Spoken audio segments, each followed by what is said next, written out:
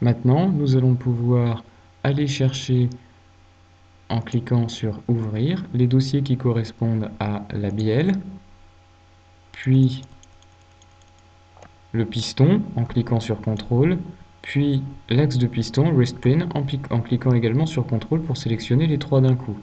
On peut cliquer sur Ouvrir maintenant et récupérer notre assemblage, double-cliquer pour l'avoir en grand écran, aller sur Insérer composant, insérer une connecting rod, une bielle, ensuite insérer un piston,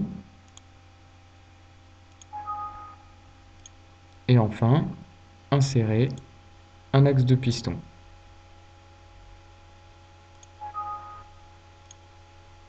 Une fois cela effectué, nous allons déplacer le composant bielle car il est orienté à angle droit par rapport à la zone dans laquelle nous voulons le mettre.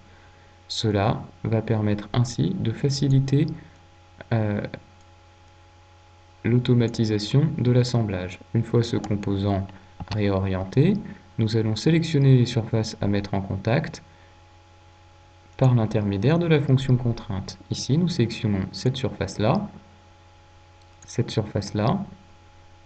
On voit que la mise en place automatique du composant est bonne et que nous avons bien une fonction coaxiale. Nous pouvons donc valider, puis sélectionner maintenant les surfaces qui vont être en contact, à savoir la surface plane ici et la surface plane de la bielle ici. La mise en place est automatique et correspond bien à la zone du premier cylindre.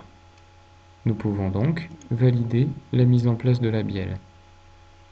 Maintenant, il peut être judicieux de fermer les contraintes, puis de déplacer le composant en rotation afin de l'aider à aller se diriger vers son axe de piston.